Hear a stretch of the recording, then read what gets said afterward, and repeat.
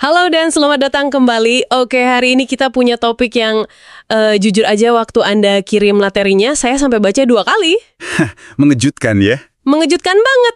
Judul bukunya saja sudah bikin kening berkerut.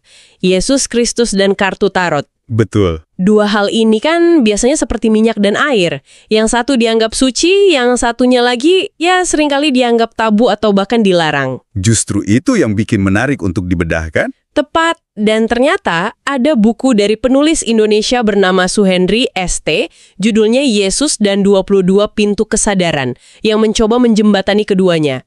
Jadi misi kita kali ini bukan buat mengadu domba atau mencampur adukan keyakinan. Bukan sama sekali. Tapi murni untuk membedah gagasannya. Gimana caranya bahasa simbol dalam tarot yang sering banget diasosiasikan dengan ramalan, justru dibaca lewat kacamata kisah perjalanan Kristus. Dan ini adalah perjalanan yang menurut saya sangat menarik.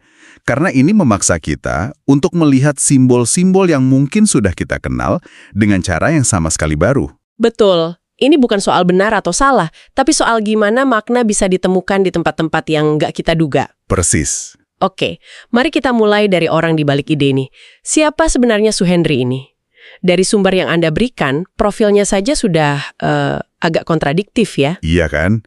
Dia seorang Kristen, tapi juga sarjana teknik informatika. Nah, itu dia. Otak logika bertemu dengan dunia spiritual. Dan katanya, dia dulu takut sekali dengan tarot. Betul. Dan itu titik berangkat yang penting. Dia datang bukan sebagai orang luar yang mencoba mengkritik, tapi sebagai orang dalam yang bergumul.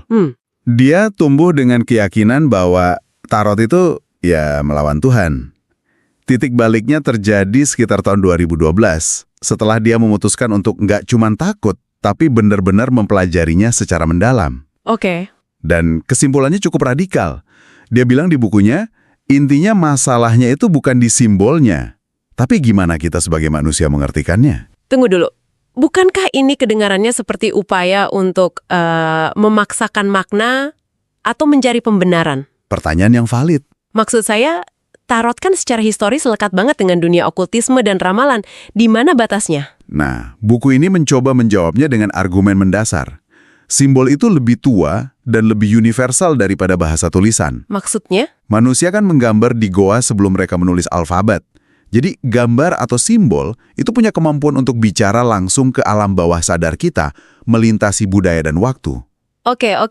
Menurut Suhendri, stigma negatif pada tarot itu muncul bukan karena kartunya, tapi karena penggunaannya yang seringkali nggak bertanggung jawab, hanya fokus pada mencuri masa depan. Jadi dia memisahkan alatnya dari cara penggunaannya.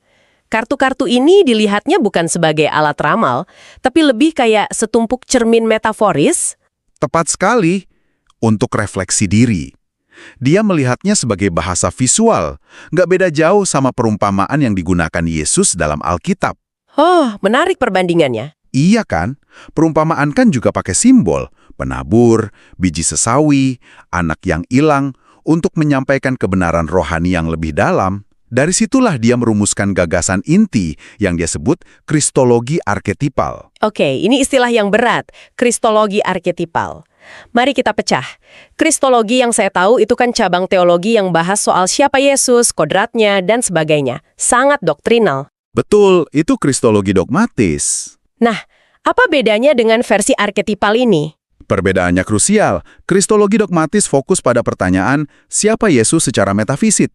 Jawabannya bersifat doktrin dan iman.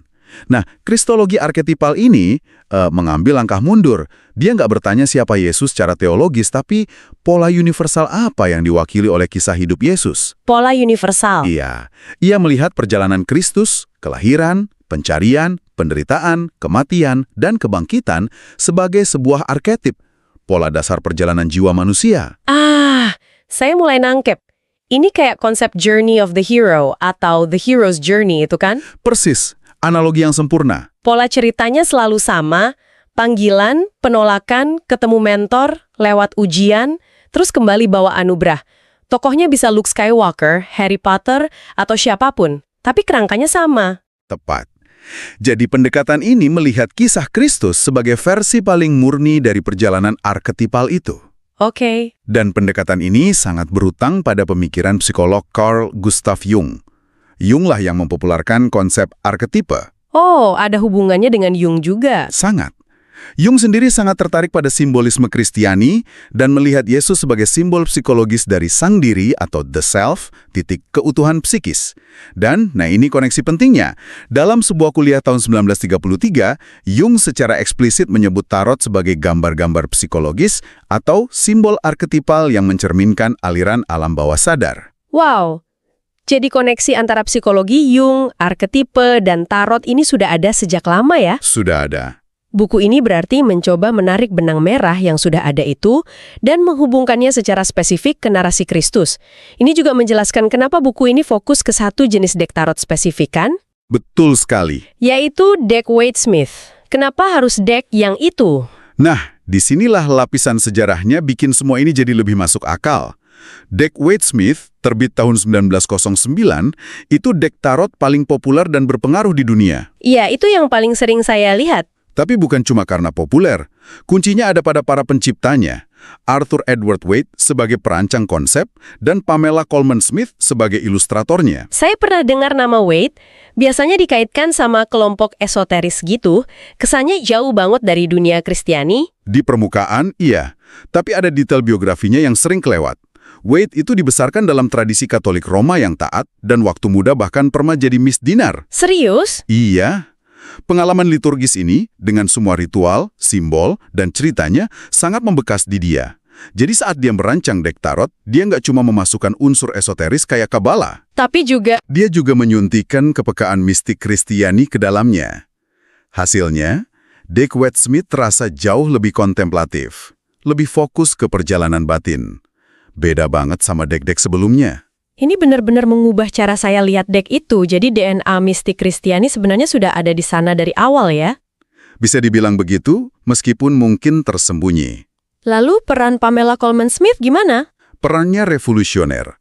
Sebelum dia, 56 kartu minor arkana itu membosankan. Isinya cuma gambar simbol. Kartu 7 koin, ya isinya cuma 7 gambar koin. Oh, cuma angka dan simbol saja? Betul. Smith adalah orang pertama yang melukis adegan atau narasi penuh di semua kartu itu. Inovasinya inilah yang membuka gerbang bagi interpretasi yang lebih intuitif, psikologis, dan naratif. Jadi tanpa dia analisis mendalam kayak yang dilakukan Suhendri mungkin nggak akan bisa terjadi ya? Kemungkinan besar tidak. Deck ini, dari akarnya, adalah perpaduan antara spiritualitas, seni, dan filsafat. Oke, saya mulai melihat benang merahnya. Kita punya penulis dengan pergumulan pribadi, konsep kristologi arketipal dari Jung, dan deck tarot yang ternyata punya latar belakang mistik Kristiani. Lengkap sudah. Gimana buku ini akhirnya menyatukan semua itu dalam 22 kartu mayor arkana? Buku ini membingkainya dalam narasi klasik yang disebut perjalanan si pengelana, atau The Fool's Journey. Pernah dengar istilah itu? Idenya adalah 22 kartu mayor arkana, dari kartu 0 sampai 21. Itu bukan kartu acak. Mereka membentuk sebuah cerita, sebuah alegori tentang evolusi kesadaran manusia. Oke. Dimulai dari si pengelana, simbol potensi murni, yang kemudian melalui berbagai ujian dari arketipe lain, sampai akhirnya mencapai keutuhan di kartu dunia. Dan Suhendri melihat perjalanan si pengelana ini sebagai cerminan dari perjalanan Kristus. Tepat. Bukan dalam artian literal 1:1 ya, tapi dalam resonansi arketipalnya. Oke, mari kita lihat beberapa contohnya biar lebih jelas. Kita mulai dari awal. Kartu 0, si pengelana, The Fool. Kartu ini kan sering digambarkan sebagai orang yang hampir jatuh dari tebing. Kesannya bodoh atau ceroboh. Betul. Gimana ini bisa nyambung dengan Kristus? Justru disitulah pembacaan arketipalnya bekerja. Si pengelana di sini bukan tentang kebodohan, tapi tentang kepercayaan murni. Keberanian untuk melangkah ke dalam yang tidak diketahui. Penulis menyejajarkannya dengan arketipe inkarnasi, kerelaan logos ilahi untuk mengosongkan diri, jadi manusia, dan masuk ke dunia dalam keadaan paling rentan. Seperti lompatan keyakinan ya? Sebuah lompatan keyakinan yang total. Menarik. Dari kerentanan total, terus kita ke kartu berikutnya. Kartu I, orang pintar, The Magician. Gambarnya sosok yang sangat berkuasa, dengan satu tangan ke langit, satu ke bumi. Sebagaimana di atas, demikian pula di bawah. Itulah esensinya. Sang magician itu arketipe perantara, penyalur energi ilahi ke dunia material. Oke. Dalam konteks ini Ini dilihat sebagai paralel dari Yesus, sebagai logos atau firman yang jadi manusia dan berkarya di dunia. Sang magician di sini bukan pesulap trik, tapi simbol kuasa ilahi yang diwujudkan dalam tindakan kreatif di dunia nyata. Oke, itu tahap awal. Perjalanan nggak mungkin mulus terus kan? Pasti ada tahap ujian atau krisis. Kartu mana yang mewakili itu? Saya langsung kepikiran kartu XV Menara, The Tower. Nah, itu contoh yang sempurna untuk tahap ujian. Gambarnya kan orang jatuh dari menara disambar petir. Dramatis banget. Secara permukaan, menara itu kartu yang menakutkan, kehancuran, bencana. Tapi secara arketipal, yang hancur itu bukan segalanya. Tapi struktur-struktur ego yang palsu, keyakinan yang kaku. Jadi petirnya itu semacam pencerahan yang menyakitkan. Tepat, kilat pencerahan yang datang tiba-tiba dan membongkar semua itu. Penulis menghubungkannya dengan tindakan Yesus yang secara radikal merombak dogma-dogma kaku pada masanya. Contohnya seperti waktu dia mengkritik sistem bait Allah. Persis, dia sebenarnya sedang menyambar menara kemapanan religius saat itu. Jadi, kehancuran di kartu menara ini, dari perspektif spiritual, justru bisa jadi momen pembebasan. Runtuhnya penjara yang kita bangun sendiri. Betul. Ada satu lagi yang kuat di tahap ini. Kartu 12 orang yang tergantung, The Hanged Man. Gambarnya orang tergantung terbalik, tapi ekspresinya tenang. Ini bukan tentang hukuman ya? Bukan. Ini tentang penyerahan diri secara sukarela untuk melihat dunia dari perspektif yang baru sama sekali. Ah, saya bisa lihat koneksinya. Ini seperti momen di Taman Getsemani, Tepat sekali. di mana Yesus pada akhirnya menyerahkan kehendaknya. Bukanlah kehendakku, melainkan kehendakmu lah yang terjadi. Ini tentang menemukan kekuatan justru dalam penyerahan diri. Persis. Itu adalah jeda krusial dalam perjalanan. Transformasi internal yang mendalam. Oke, jadi setelah melewati ujian dan transformasi ini, di mana perjalanan ini berakhir? Tahap integrasi. Pastinya di kartu terakhir ya, kartu XXI dunia, the world. Betul. Kartu dunia itu puncak dari perjalanan si pengelana. Gambarnya, sosok androgini menari di tengah karangan bunga, simbol keutuhan, penyelesaian siklus, dan integrasi total. Diri individu telah menemukan tempatnya yang harmonis dalam kosmos. Dan secara teologis, ini sangat selaras dengan konsep Kristus kosmis. Gagasan bahwa di dalam Kristus, segala sesuatu, di surga maupun di bumi, dipersatukan dan menemukan kepenuhannya. Sebuah visi tentang rekonsiliasi universal. Benar. Akhir dari perjalanan, di mana sang pengelana tidak lagi terpisah dari dunia, tetapi menjadi satu dengannya. Jadi kalau saya coba simpulkan, ini bukan soal bilang kartu menara adalah Yesus yang marah di bait Allah. Bukan sederhana itu, gitu. Bukan. Tapi lebih ke bahwa pola arketipal tentang kehancuran yang membebaskan dalam kartu menara juga bisa kita lihat manifestasinya dalam narasi Kristus. Ini semacam dialog simbolis? Persis. Istilah yang pas. Ini bukan tentang memetakan simbol secara kaku, tapi menunjukkan bahwa narasi suci dan sistem simbol yang dianggap sekuler, seperti tarot, sebenarnya sama-sama bergulat dengan pertanyaan mendasar yang sama tentang jiwa manusia. Sebuah perjalanan yang ternyata jauh lebih dalam dari sekedar gambar-gambar di atas kartu ya. Jauh lebih dalam.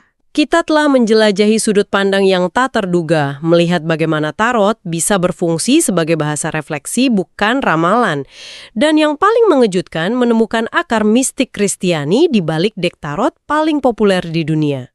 Dan kita telah membongkar gagasan kristologi arketipal ini, sebuah cara membaca kisah Kristus bukan hanya sebagai peristiwa historis atau doktrin, tapi sebagai peta universal tentang transformasi manusia. Untuk Anda yang mendengarkan, terlepas dari apapun keyakinan pribadi Anda, apa artinya semua ini? Penjelajahan ini menunjukkan bagaimana dua sistem makna yang kelihatannya berseberangan, Alkitab dan Tarot ternyata bisa menggunakan arketipe universal yang sama untuk menceritakan kisah perjalanan manusia menuju pemahaman diri. Penulis buku ini berargumen bahwa pada dasarnya, keduanya lahir dari dorongan manusia yang sama. Kebutuhan untuk merefleksikan hidup, memahami posisi kita saat ini, dan membayangkan jalan ke depan. Berangkat dari sana, kami ingin meninggalkan Anda dengan satu pertanyaan untuk direnungkan. Jika sistem-sistem simbol yang kuat ini pada akhirnya adalah alat bantu bagi kita untuk memahami diri sendiri, teks-teks simbolik apa dalam hidup Anda saat ini? Mungkin itu musik yang terus Anda putar, sebuah film yang begitu membekas, atau bahkan pola-pola dalam pekerjaan Anda yang tanpa sadar sedang Anda gunakan untuk membaca dan menafsirkan perjalanan hidup Anda sendiri.